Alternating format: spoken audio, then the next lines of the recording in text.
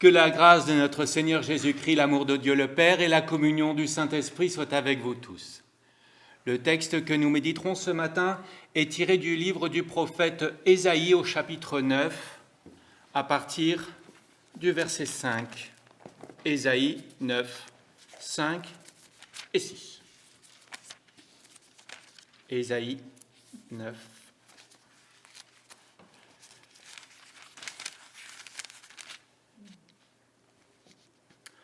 Un enfant nous est né, un fils nous est donné, et la souveraineté reposera sur son épaule. On l'appellera merveilleux conseiller, Dieu puissant, Père éternel, prince de la paix.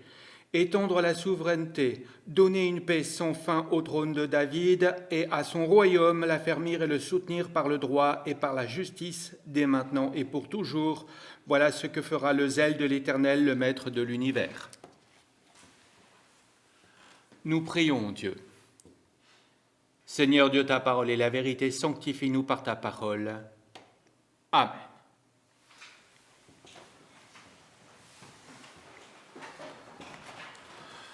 En introduction, je poserai volontiers cette question. Ésaïe pouvait-il comprendre ce que nous pouvons savoir à la lumière du Nouveau Testament ? Nous allons répondre par le développement de ce matin. Le plan est simple, un enfant nous est né. Il s'appelle admirable, conseiller, Dieu puissant, Père éternel, prince de la paix. Il est à la tête d'un empire sur le trône de David. Voyons le premier point. Il s'appelle admirable, conseiller, Dieu puissant, Père éternel, prince de la paix. Comment Ésaïe pouvait-il prophétiser tout cela ? Nous savons, par l'archéologie, que les Juifs tenaient leur généalogie à jour, malgré, évidemment, des petits trous ça et là. Les Juifs savaient que quelqu'un viendrait faire quelque chose dans l'Ancienne Alliance. Et ils se savaient dépositaires de la promesse de Dieu faite à Adam. Rappelons-la, je mettrai l'hostilité entre toi et la femme, entre ta descendance et sa descendance. Celle-ci t'écrasera la tête et tu la blesseras au talon. Dans cette promesse, il est question que la descendance d'Ève détruira Satan. Ésaïe lui-même dit « La Vierge sera enceinte, elle mettra au monde un fils et il l'appellera Emmanuel. » Ce passage rappelle à nouveau la promesse de l'Éternel faite à Adam, entre Adam et Ésaïe évidemment. Ésaïe est bien l'évangéliste de l'Ancien Testament, et ce n'est pas sans raison. Cet enfant, il le dit au chapitre 7, sera conçu d'une vierge. Oui, nous croyons que Jésus est né sans l'intervention de Joseph. Nous l'avons récité tout à l'heure. Donc, il a été conçu du Saint-Esprit et est né de la Vierge Marie. Mais pourquoi ? Pour le préserver du péché originel et sa conséquence ultime, la mort. Tout le monde mourra. Tout le monde. Pourquoi ? Parce que tout le monde est pécheur. Le pécheur ne peut pas obéir à la loi divine comme Dieu le veut. Soyons plus précis. La marque du péché se situe non pas dans l'acte, non pas dans les paroles, mais dans la pensée. Et nos pensées ne sont pas en conformité avec la loi divine. Donc, nous sommes pécheurs. Mais pour préserver Jésus du péché, Dieu a choisi de le mettre, de s'incarner dans une vierge, Marie. Comment ? Vous poserez cette question à Jésus et à Marie au ciel. Je vous rappelle que Dieu est Dieu et maître de tout et que pour lui, c'est assez simple de faire cela. Utilisons maintenant un syllogisme. C'est quoi un syllogisme ? C'est très simple. Si A égale à B et B égale à C, alors A égale à C.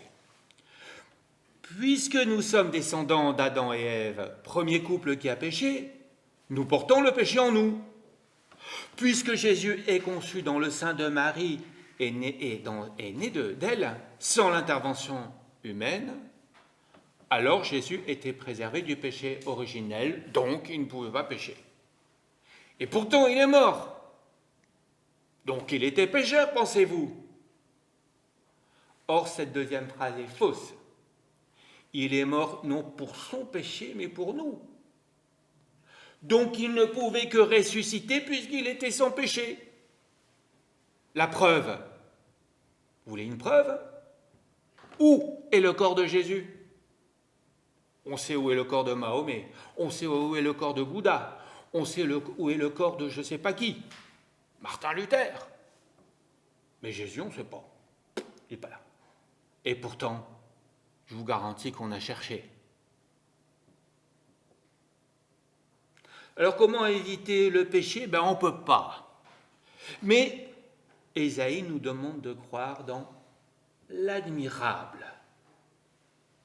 Appeler quelqu'un admirable, il faut vraiment qu'il ait fait quelque chose absolument inouï. Et c'est vrai que pour pouvoir s'offrir en sacrifice à notre place, alors que nous ne méritons que des châtiments, voilà, ça c'est admirable.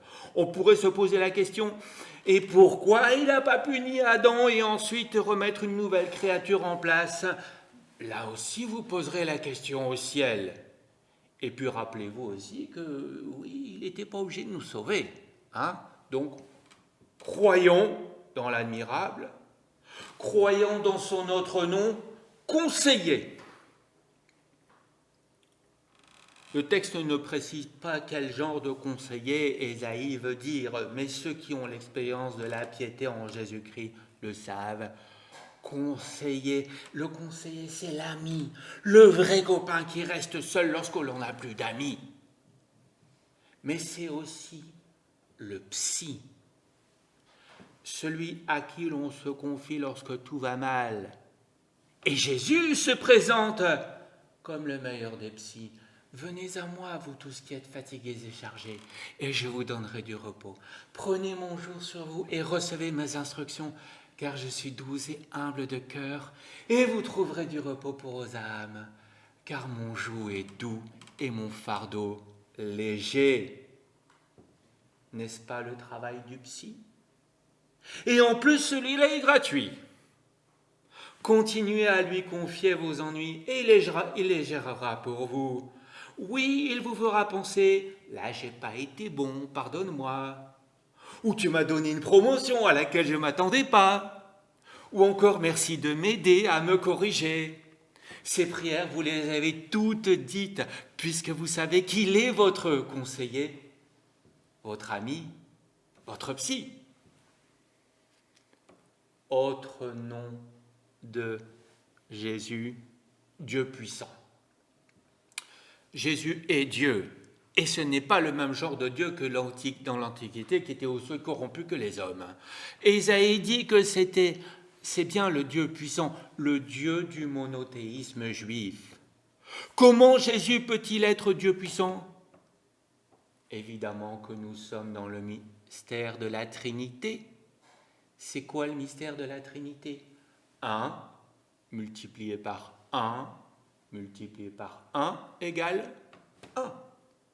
Un Père multiplié par un Fils multiplié par un Saint-Esprit égale une Trinité. Depuis que Jésus est né, nous savons qu'il est Dieu homme. C'est à nouveau un défi pour notre raison. Comment Dieu peut-il mourir?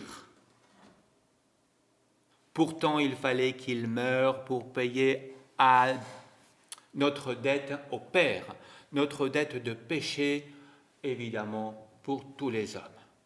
S'il n'était pas Dieu, il n'aurait pas pu s'offrir en sacrifice pour nous.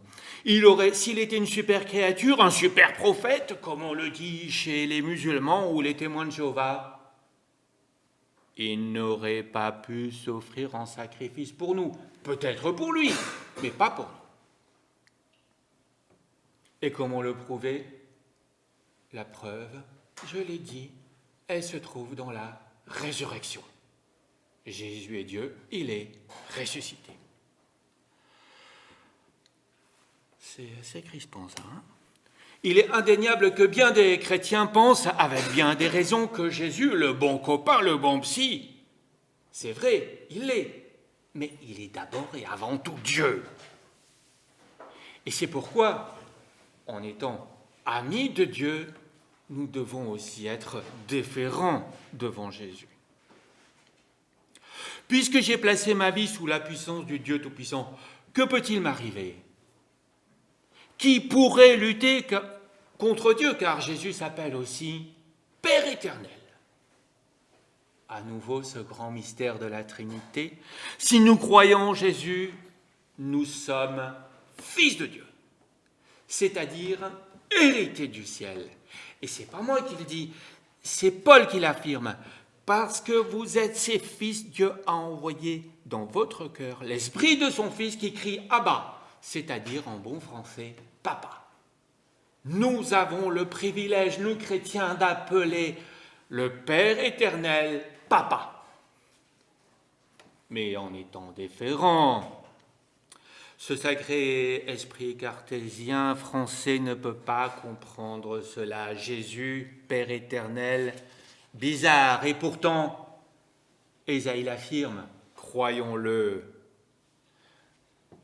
Je ne l'invente pas, la souveraineté reposera sur son épaule, on l'appellera Père éternel. Le dernier titre qu'Ésaïe donne à cet enfant est Prince de la paix. À l'époque, il y avait des pressions géopolitiques tout simplement extraordinaires. Et peut-être que, en tout cas du temps d'Ésaïe, et Jérusalem a été assiégée par les Assyriens.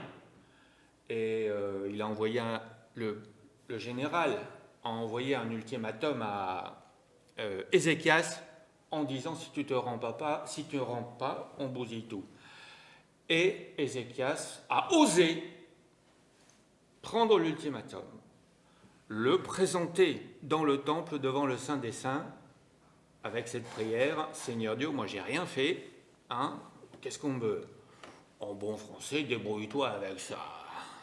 Et l'armée assyrienne a été défaite par l'armée céleste. Mais géopolitiquement, l'Assyrie voulait envahir l'Égypte.